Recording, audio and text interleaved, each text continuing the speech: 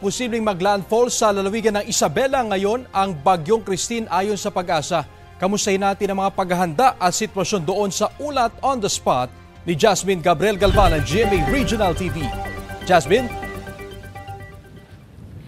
Chris, sa mga oras nga na ito ay may kalakasan na yung hangin na nararamdaman sa malaking bahagi ng Isabela. Tuloy-tuloy na rin yung buhos ng ulan sa malaking bahagi ng probinsya. At dahil nga sa tuloy-tuloy na buhos ng ulan ay umapaw na rin ang ilan sa ilog sa probinsya ng Isabela. Gaya na lamang dito sa aming kinaroroonan sa may barangay Bacolod, Ilagan City kung saan yung aking likuran, Chris, ito ay tulay. Ito yung Bacolod Overflow Bridge kung saan hindi na madaanan ng mga motorista dahil nga sa umapaw na yung tubig sa ilog. Actually, may mga naka-standby na mga rescue boat mula sa CDRRMO, ganoon din sa PDRRMO. At kaninang umaga ay sinimulan na rin yung paglikas ng mga residente na nakatira malapit sa gilid ng ilog.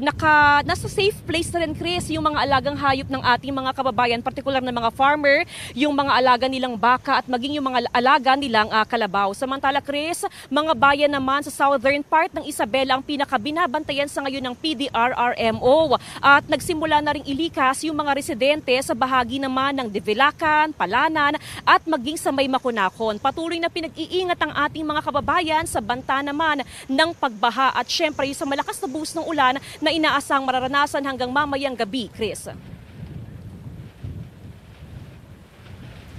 Maraming salamat at ingat din kayo. Jasmine Gabriel Galvan ng GMA Regional TV.